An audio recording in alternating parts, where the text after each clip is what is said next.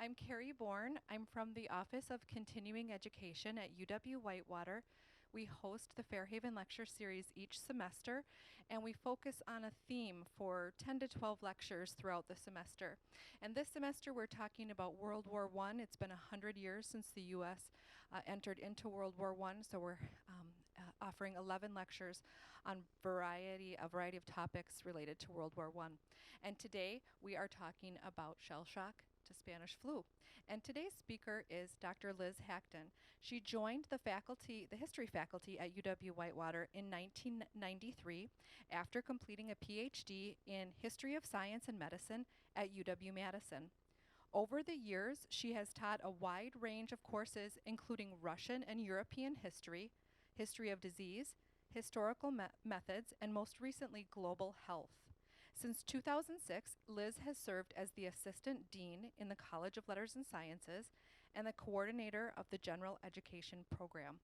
While Liz's research interests focus on the history of public health and disease in the late Imperial and early Soviet Russia, she also enjoys delving into family genealogical research. Please welcome Dr. Liz Hackton.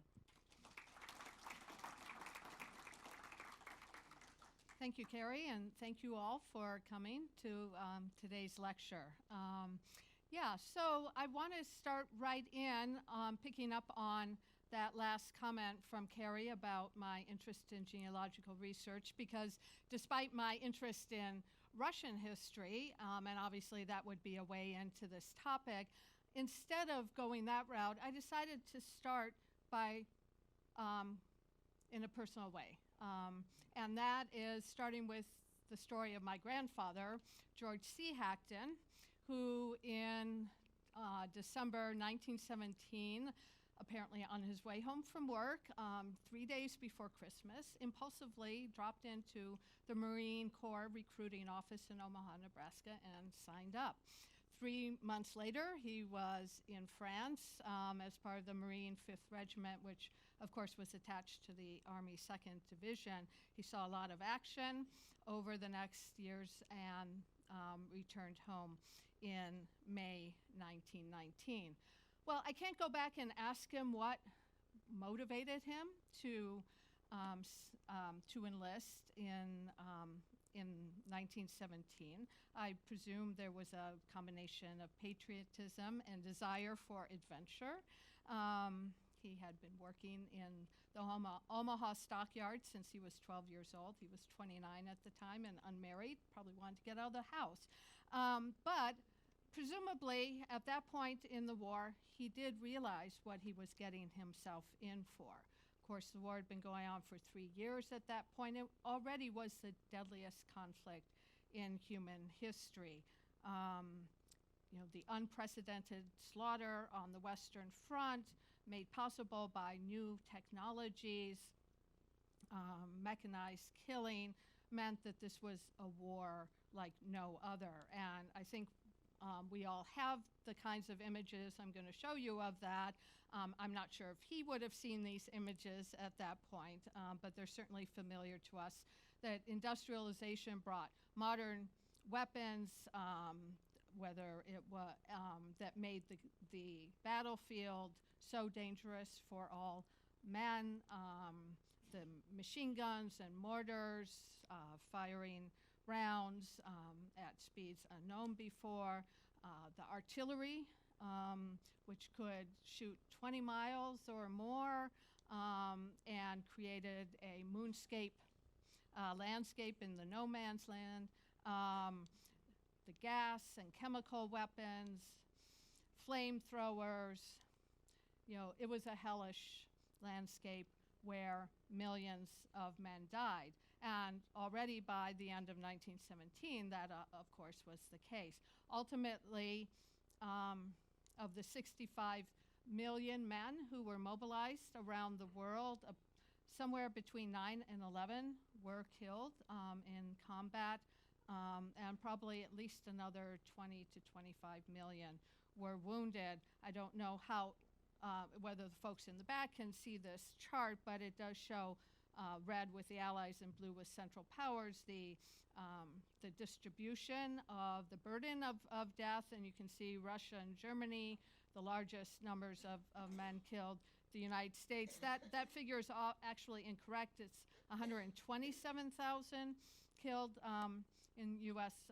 Armed Forces, not 107,000, but that was about 2% of the 4.7 million Americans who were mobilized, as compared to 11.5% of the British troops, up to 30% or more of French, German, and Russian military, and that's not even getting in, of course, to the civilian deaths.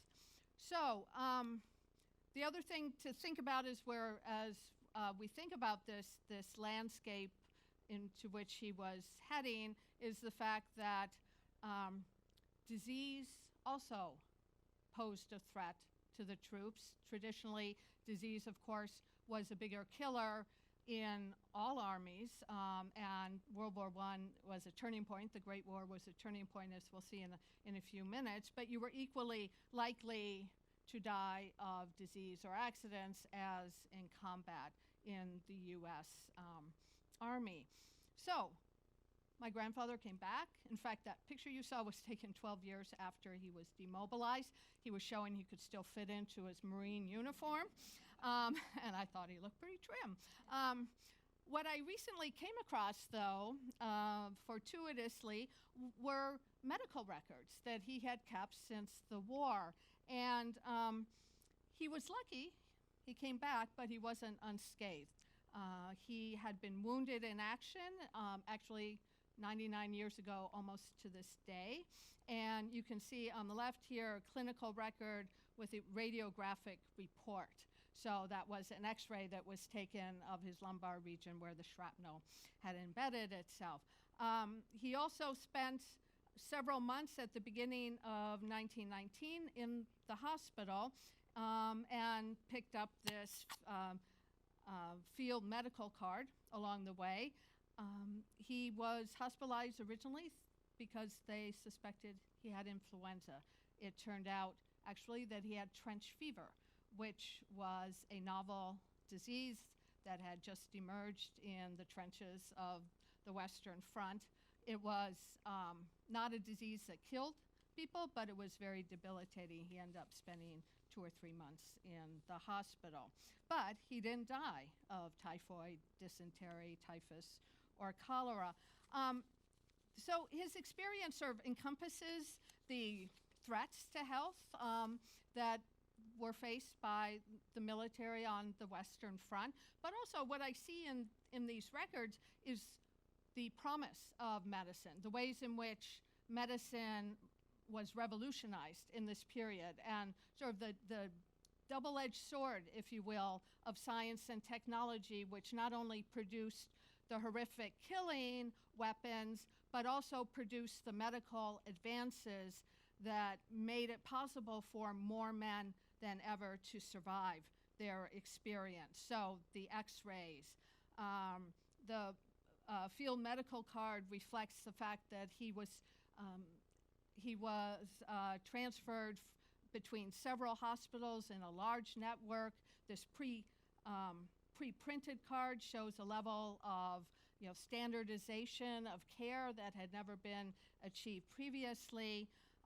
There's signs throughout this document of concern by professionals for his recovery. So what I'd like to talk about today is really looking a little further at this sort of double-edged sword of science and technology, and look at what are some of the advances that were achieved in medical care as a result of the Great War. Medicine is often considered a beneficiary of war.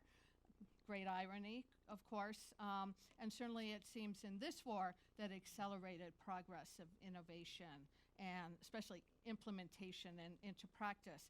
I think there's another theme that you'll see here, and that, of course, is the ways in which war and the health of societies as a whole are intertwined. And that's important in today as well as in understanding the Great War. I'll be talking about influenza, the Spanish flu at the end of my talk, and that's probably the best example of that global conflict. And of course, the Great War was a global conflict, changed the health environment of the world. It probably allowed for the epidemic to arise and to spread in the way it did. And the impact of influenza was quite significant in shaping the waging of war in the last few months of the conflict and beyond. So one last note before going on, and that is that I will be focusing most of my comments on the Western Front, and particularly the Anglo-American experience, and just wanted to acknowledge that the generalizations I'm making about that theater of war do not hold for other parts of the conflict, whether it's the Eastern Front, which was very different in terms of health and so on, or certainly the conflicts in Africa and other areas of the world. So, what then were the key elements that shaped the saving of lives on the battlefields of the Western Front, and what were the ways in which this was revolutionized in the Great War? Well, I think that really we need to start with the people, the folks who were providing the care to soldiers. And here, when we think about the Great War, what we have to remember is that the 19 teens represented a decade where there had been great progress for almost 100 years in the improvements in the training and specialization of medicine. And so looking at, for example, the poster recruiting nurses, right, to join, and there were about almost 22,000 women who joined the nursing corps. They were Red Cross nurses. They were not in the military. They were not commissioned, which was a problem, apparently, in many situations. But when you think about nursing, that had, by that time, of course, the impact of Clara Barton, Florence Nightingale, and their successors had started to shape a profession of nursing, so that the women who answered this call, many of them were already quite experienced graduates of hospital training programs, and were able to do quite a lot to help their patients. I didn't have a recruiting poster to show you for physicians because I don't think there was a mass recruitment using posters, but nonetheless, physicians were pressed into service as well.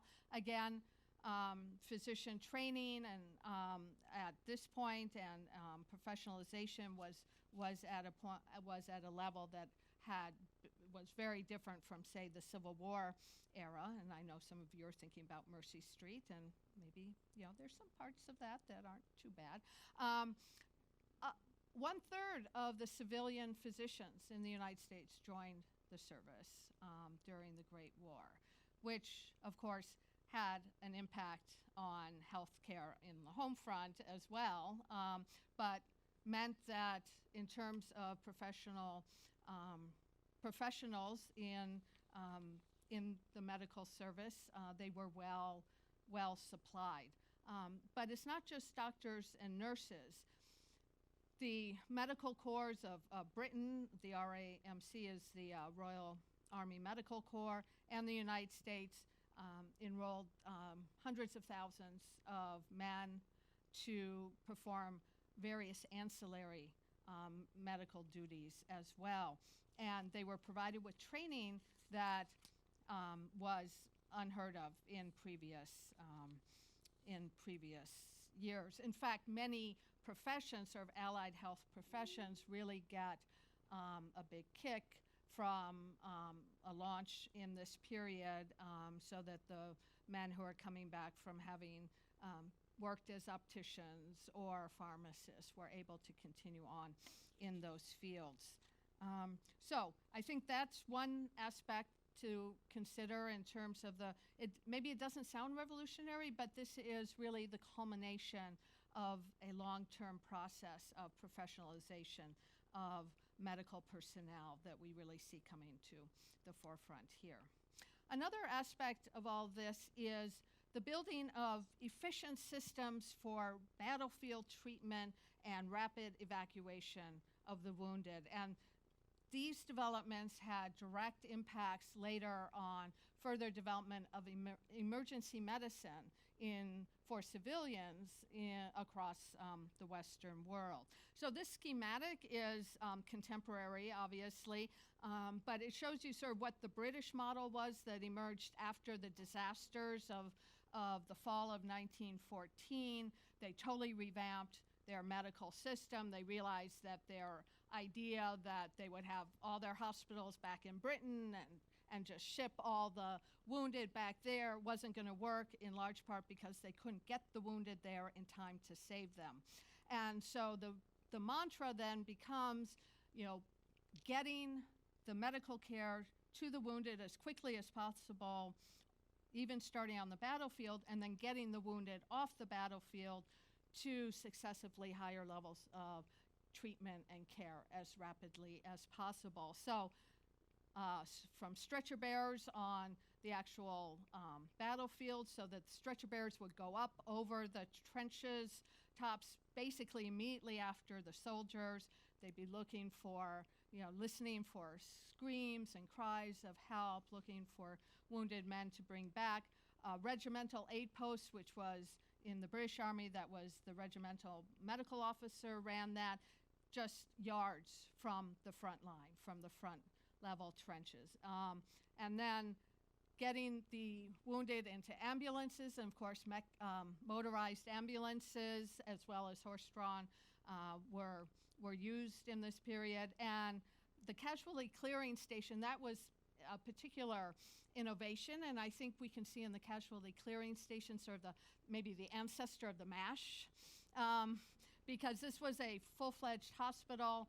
I'll show you in a minute some pictures where triage was performed to decide, who could be treated on the spot and who needed to be sent off on the hospital train or further ambulances to more specialized care down the line in the base hospitals that were probably in French and Belgian cities, not too far from the front. So one other innovation in the British Army, I believe these are British stretcher bearers, and you can see them knee deep in mud. So this was, besides the dangers of walking across no man's land, because, artillery shells were not respectful of their crosses on their helmets, they also just faced the physical problems here. But the British innovation with stretcher bearers was to train them. So in previous wars in the British Army, the stretcher bearers were basically porters or just enlisted men, maybe who had been lightly wounded and are pressed into service.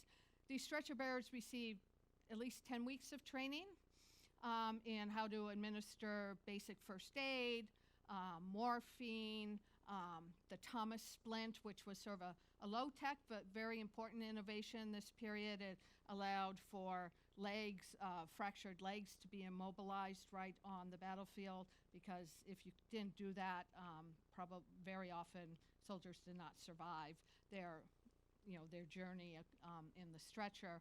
So these stretcher bearers, I really think we could see as sort of the forerunners of the paramedics, hospital corpsmen, and so on, and emergency technicians that we take for granted today.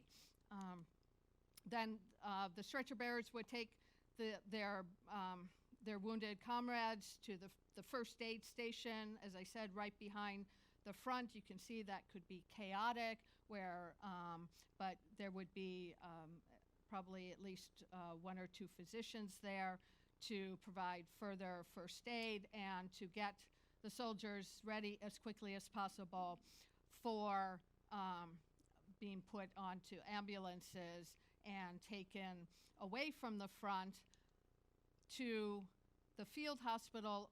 The field hospital in the U.S. Army was basically the analogous to the casualty clearing system. And here's where the all-important process of triage took place. And triage, again, is something that it wasn't invented in the Great War. Actually, there was at least one physician in the Napoleonic Army that developed a system of triage. But triage in the Great War, starting with the Belgian Army, actually was sort of systematized and made part of the standard process of processing and treating the wounded. So, of course, triage is creating a system of priorities for sorting the wounded, particularly when you have mass casualties, in order to maximize survivors. Interestingly enough, the British Army had a different triage system with different values reflected in it than the American Army did. So for the British, and you can imagine after years of war when it wasn't uncommon to lose tens of thousands of men in one day, the priority at this point was to treat the lightly wounded in order to get them back to the battlefield as quickly as possible. American physicians were a little shocked by that, because they felt like the priority should be the more gravely wounded, right, who were more in danger of dying. But of course, they had a fresh army of 4.7 million men, right? So, or 2 million in Europe. So they didn't have to worry so much about getting the lightly wounded back to battle.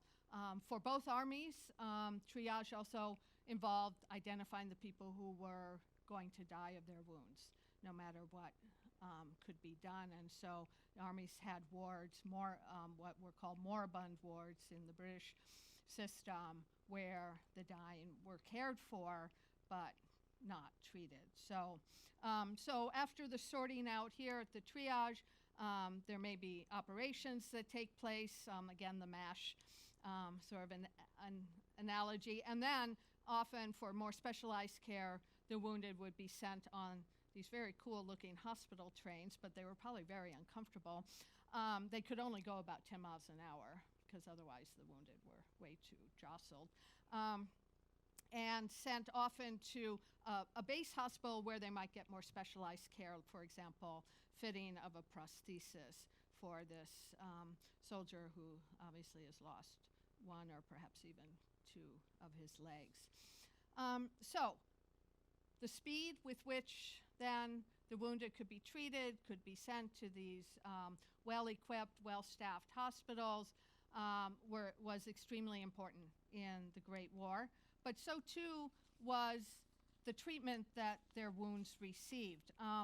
It's really important to remember that there were just devastating effects of the high-velocity bullets and the shrapnel from high explosive shells and mortars and grenades that these ripped up human flesh. They were not like the rifle wounds of previous wars, right? And the shards not only caused horrific sort of rips and tears in the flesh, but also they were hot. So horrific wounds to the face, to the limbs, to the chest and abdomen, although you were very likely to not survive a lot of shrapnel wounds to your torso. And then the fact that these battles were being fought on farmland, land that had been farmed for centuries, literally centuries, meant that basically every single wound was infected from the very moment of impact. And so in the first months of the war, the big problem was infection, gas gangrene, which was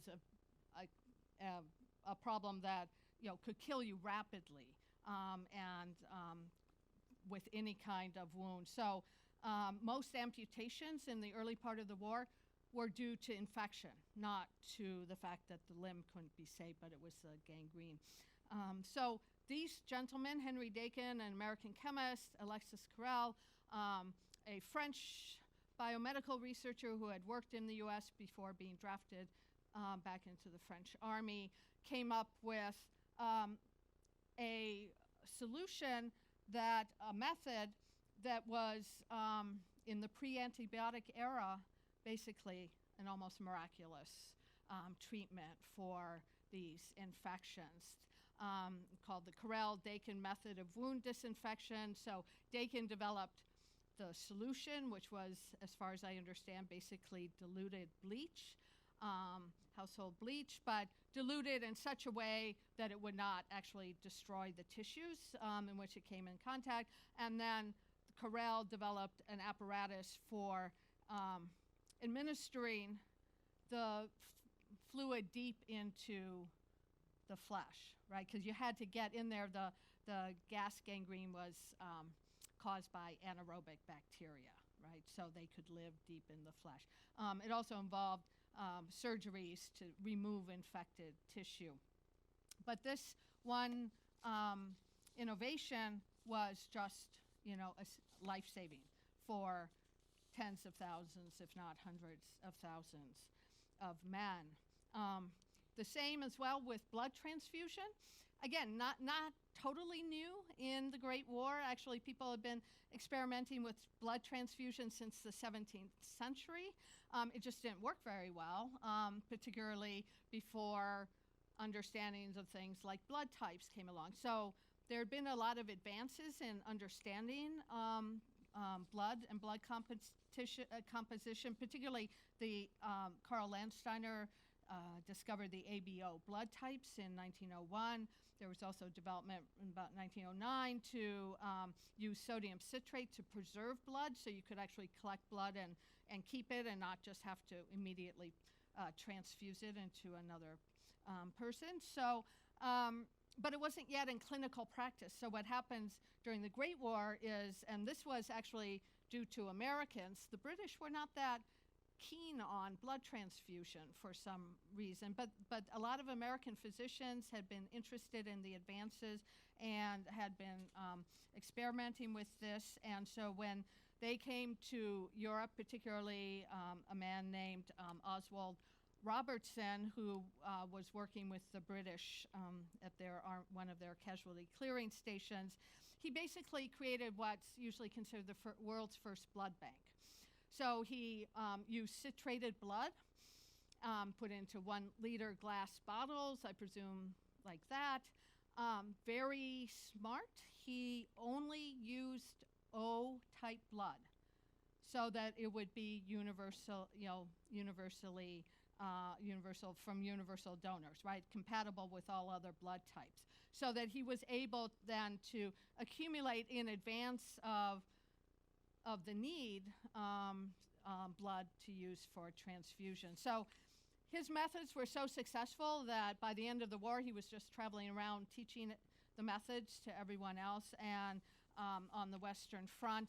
And this was extremely important then in introducing transfusion methods that then were brought back and used in civilian practice. I have to mention X-rays. I already mentioned them, and you can see, of course, the value of X-rays in the medical system on the Western Front. Marie Curie was extremely important in bringing X-rays, mobile X-ray laboratories, to the front immediately after the start of the war. She had the idea of creating a fleet of mobile X-ray labs, and she actually went and would work at hospitals to train the staff in using that. And she was not a young woman at that time, and I think she was also starting to feel the effects of radiation poisoning that killed her not all too many years after that. So many more men then were surviving their wounds as a result of everything I've told you, but of course often survived with devastating injuries, grisly wounds that, particularly if they were on the face and head, meant that the men would not be able to return to society. So British surgeon Harold, I misspelled his name, I'm sorry, it's Gillies, so Gillies, who was in the British Army Medical Corps, though he was a New Zealander by birth. He was an otolaryngologist, and he developed new techniques, just incredible techniques for carrying out plastic surgery, particularly focusing on facial wounds. And you can see that, embedding rib cartilage from the wounded soldier's own body, allowing it to grow, creating a blood supply to be able to, when moving this cartilage into place to create a nose, resulted in incredible result for this particular soldier. This took 3 years. The soldier was in the hospital for 3 years. Now, not all of the surgeries were this successful. And especially in an age before antibiotics, as you can imagine, actually, he lost many patients as well.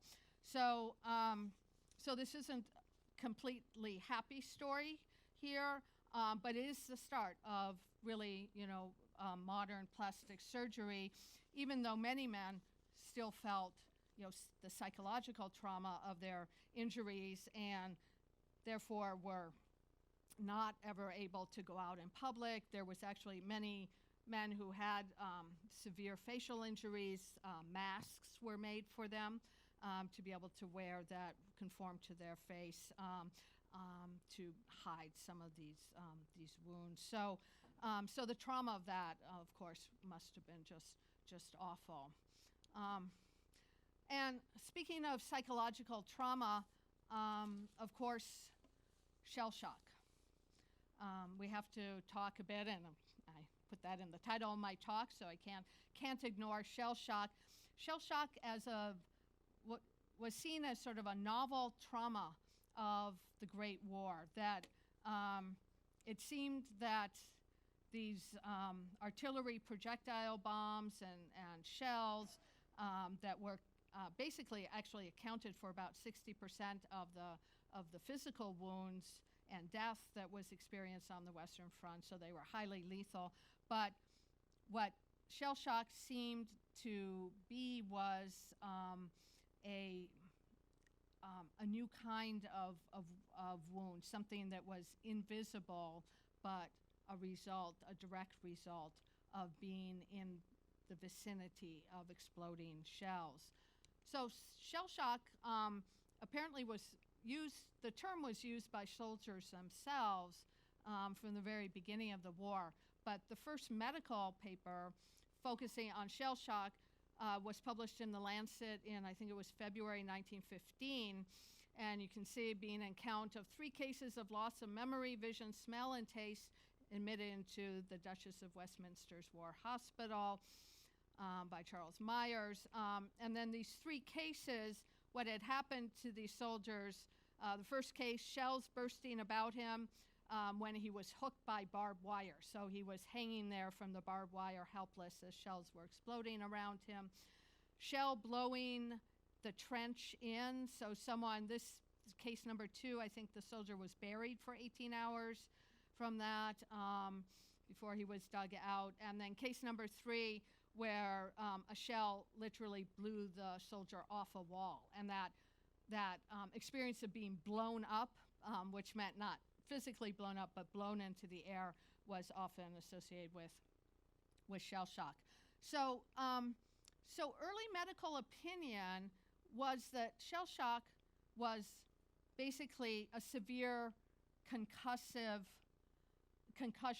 to the brain as a result of exploding shells in the vicinity. And when you think about the fact that these exploding shells created incredible pressure waves and noise and so on, that would seem to make sense. And what we know today about things like, traumatic brain injury and so on, that seems very, very understandable.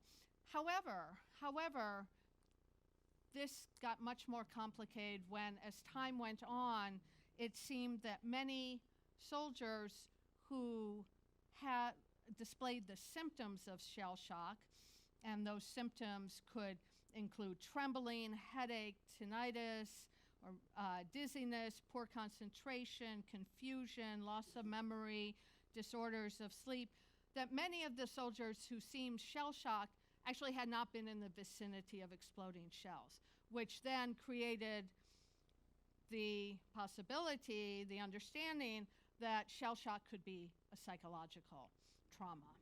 And so the term was being used for both the concussive or commotional trauma and the emotional or psychological trauma.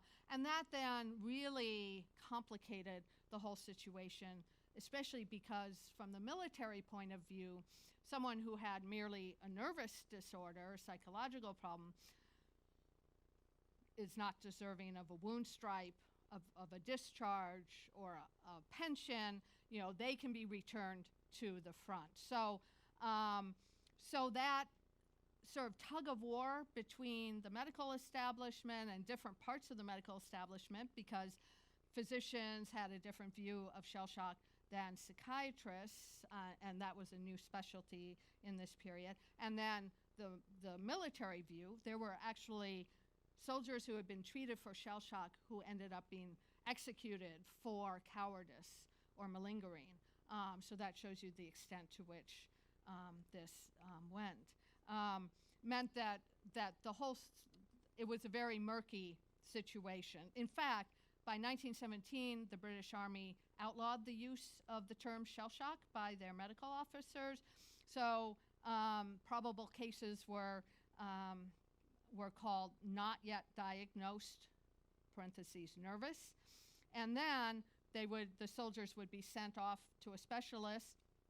And at that point, the specialist could decide maybe they did have a shell shock with a wound, a physical shell shock, but if they just had a shell shock sickness, then they would be given some rest and support, usually close to the front line, and be ready to return.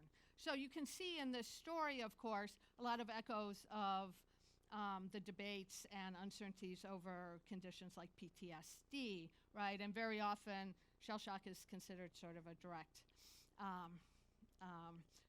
predecessor of PTSD. I'm not sure that is a helpful way to think about it, but it's a very analogous sort of condition, right?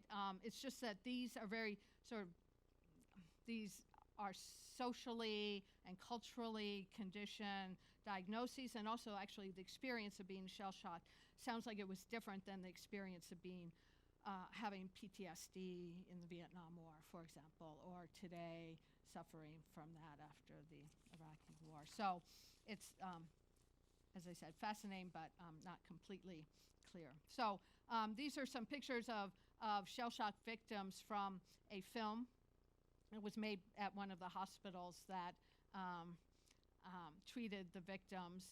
And just wanted to mention Siegfried Sassoon, famous war poet in the British Army, who himself suffered from shell shock, was treated, but he wrote some, his poems were very much anti-war.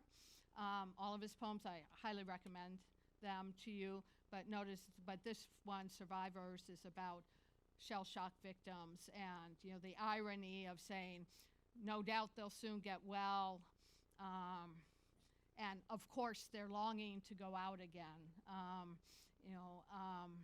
These boys with old scared faces learning to walk. So he was capturing the experience of the shell-shocked soldier himself.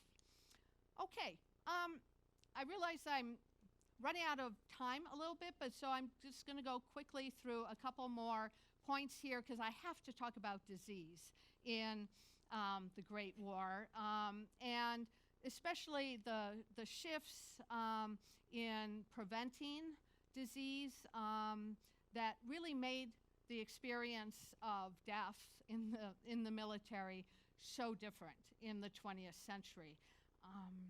And this chart, which is actually from a 1919 report by the American Army, they were very proud of this chart, the U.S. Army. And what it shows is of course, that in the Mexican War, the Civil War, the Union side of the Civil War, and the Spanish War, many more men died from disease than they did in actual combat.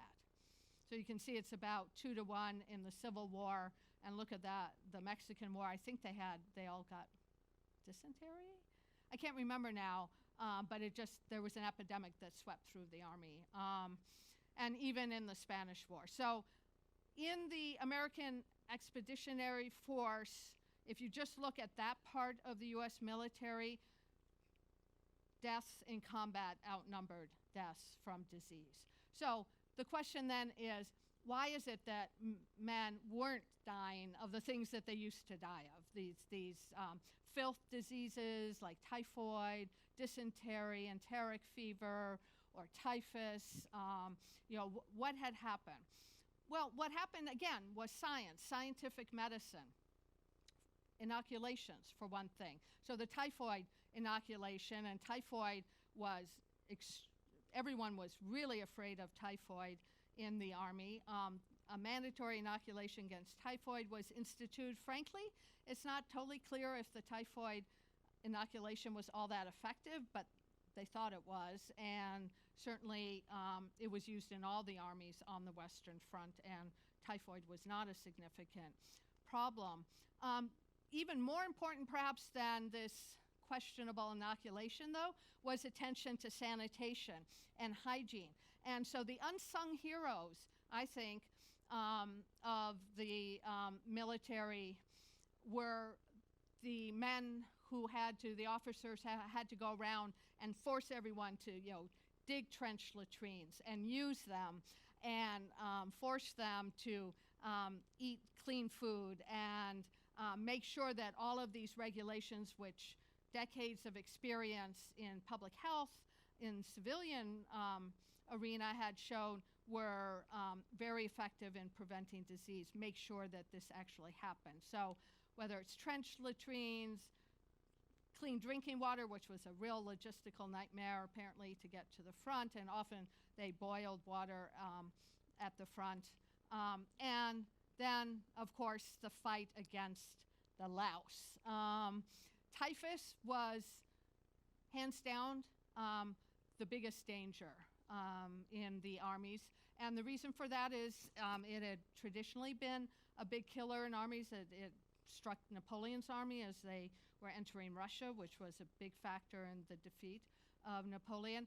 But in 1915, a typhus epidemic began in Serbia, which killed 1 million people, basically put the whole Serbian army out of commission. The Germans could have taken advantage of that and basically overwhelmed the Serbian army. They were so scared of getting the typhus that they stayed away. I mean, basically, everyone stayed away from Serbia as much as possible. However, typhus spread throughout Eastern Europe and Russia. By 1922 to 24, when typhus finally came under control, over 20 million people had died in Eastern Europe. Vladimir Lenin, very famously in 1919 during the Russian Civil War, said, either socialism will defeat the louse or the louse will defeat socialism.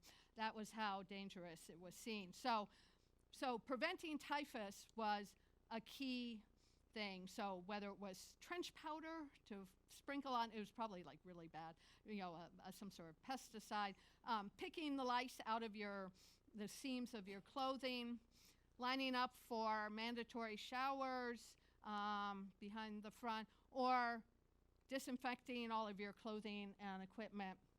That was extremely important. So on the Western Front, they didn't have typhus, but they had trench fever. And it turns out trench fever, they figured out by 1918, is carried by the body louse. So really interesting that there was this different disease on the Western Front, which luckily for those armies was not as deadly as typhus. So that was the disease my grandfather had. You had horrible pain in your shins, horrible headache, recurrent fever over weeks, and it usually took 2 to 3 months to recover. About 1 million men suffered trench fever among the Allies. So, and then there was a real concern about typhus and lice being brought back to the U.S. So I just had to put this in about, from the Washington Times, new discoveries about cooties, the soldier's pest, and it says how the arrival of a few war cooties here might sweep America with a death plague which kills 4 out of every 5 victims. So I guess that kind of hysteria about emerging diseases is not just something that we see in the early 20th century. All returning soldiers were deloused on their way back. So that brings us finally to influenza. And how many people in the room had a relative, someone in their family who died in the influenza epidemic? Okay, yeah, me too. My grandfather's, one of my grandfather's aunts had perished. Influenza was not a traditional disease associated with war. The influenza epidemic that breaks out in 1918, probably at or near Camp Funston in Kansas, which is near today's Fort Riley, was unprecedented, at least in the experience of the physicians and ordinary people who encountered it. It was the deadliest pandemic that we've had in modern history. Infected an estimated 500 million people worldwide, or about quarter to a third of the planet's population at that time, and killed probably around 50 million people, although estimates go as high as 100 million or as low as 20 million. There was enough chaos at this time worldwide that a lot of people weren't keeping track. The infection spread rapidly across the U.S., starting and across the globe in 3 waves. This is a photograph from the first wave in March 1918. The most deadly wave was in the fall of 1918, when as many as 40% of the military were incapacitated. And you can see the spring of 1918 and then the spring of 1919, there were smaller waves.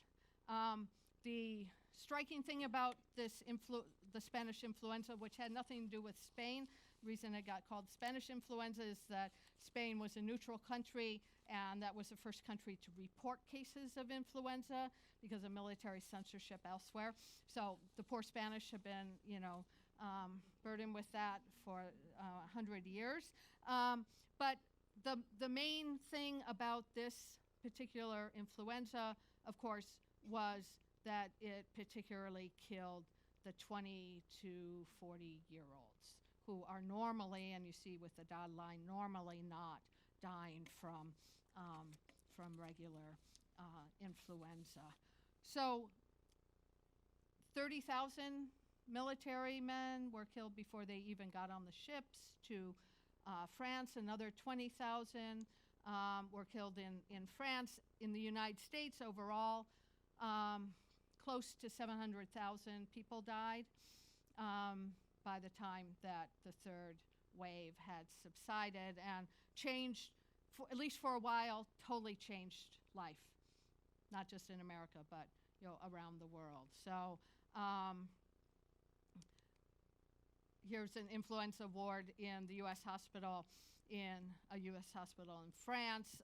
This was the height of the Meuse-Argonne offensive, so the biggest campaign of the whole war for U.S. troops. And you can see that reflected here, this huge spike in deaths, which is a combination of the Meuse-Argonne, but mainly the influenza epidemic in October of 1918. So I'll just leave this with this cartoon, series of 2 cartoons that sort of reflect the irony here. So this is from a North Carolina newspaper. So the caption here reads, "The way the Germans did it at Chateau Thierry. During the recent war, approximately 1,000 men from North Carolina were killed in battle." So that's the German machine gun operator, right? And now this, "The way North Carolinians do it at home. During the epidemic last fall and winter, 13,644 North Carolinians laid down their lives to a, quote, spit-borne disease, unquote, influenza." So influenza ended up killing way more people than even this bloodiest war in history up to that time. Interestingly enough, it really sort of faded in historical memory. So in 1976, a historian wrote the first book-length treatment of the influenza pandemic in the US, and he called it the Forgotten Epidemic. And that was true at that time. And it's really interesting, maybe you all have some ideas why that would be the case. Maybe it was that people were so focused on getting over the trauma of the Great War. Maybe, it's because we don't put monuments up to victims of influenza in the same way that we put up monuments to soldiers. But there's been a lot of interest in this epidemic in recent years by the scientific community because, of course, influenza, including potential influenza variants that could be as lethal as this epidemic, are still with us today. So let me leave things there, and thank you for your attention, and I'm happy to answer questions.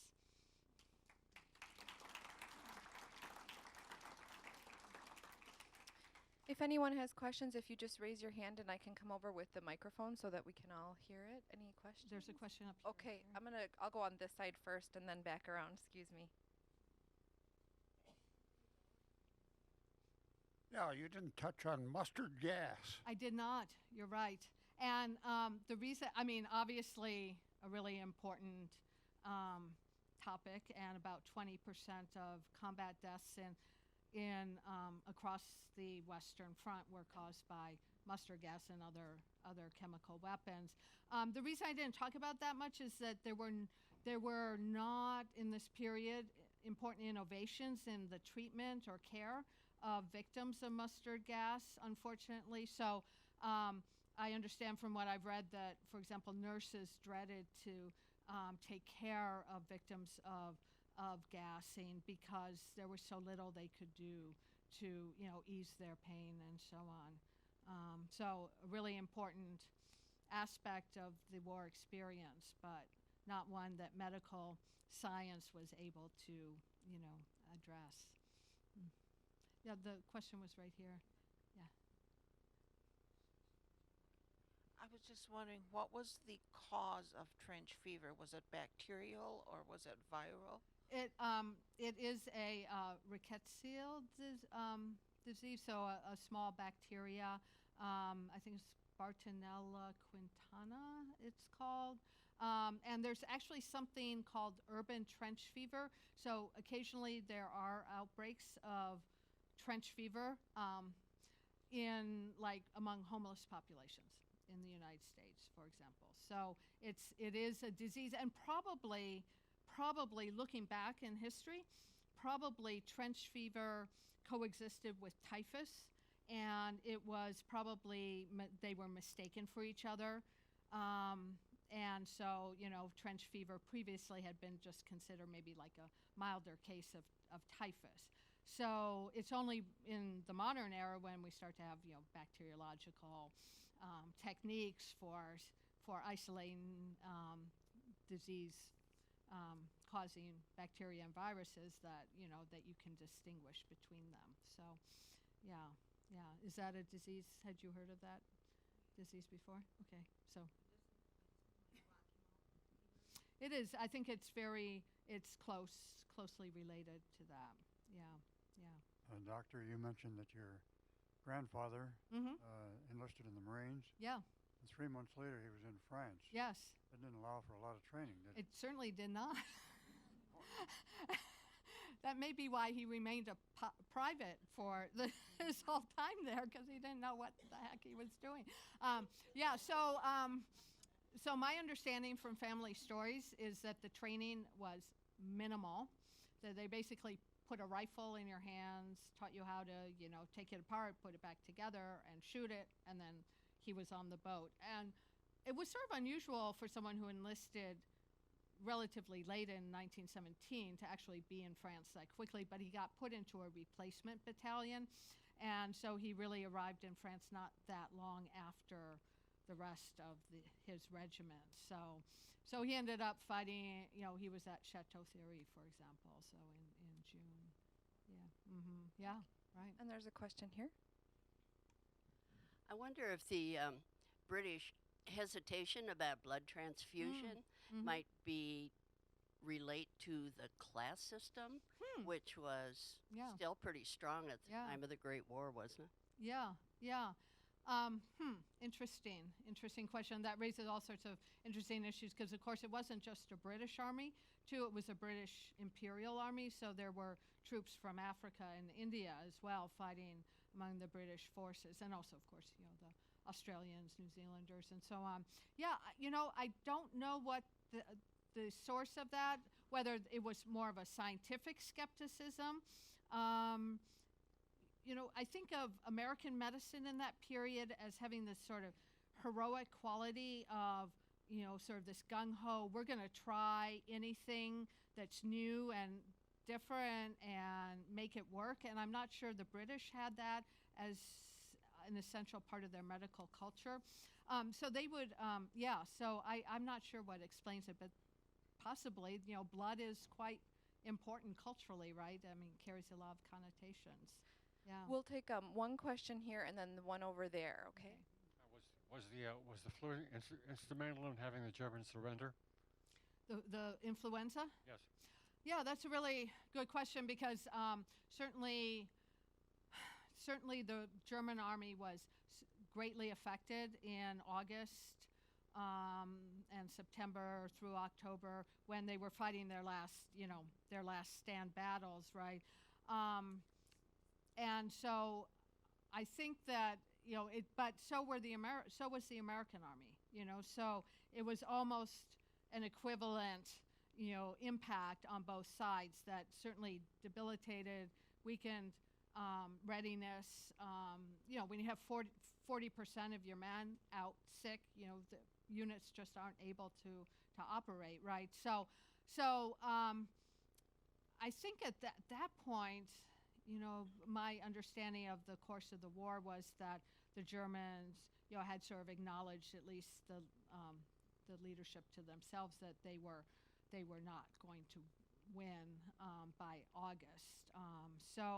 But where the influenza may have played a role is in the course of the Paris Peace Conference, because that got underway in January 1919, and in the first few months, there were, for example, among the American delegation, quite a few people who came down with the flu and were not able to function at that very crucial time, and sort of setting the stage for, the post-war order. And so, so it may have influenced the peace more than it influenced, the course of the last few months of the war. It may have prolonged the last few months of the war.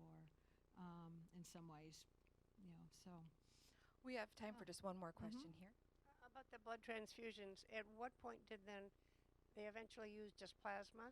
Or at least it was more out in the field, they used blood plasma? Yeah, that I don't know. I'm not familiar with the history after that stage.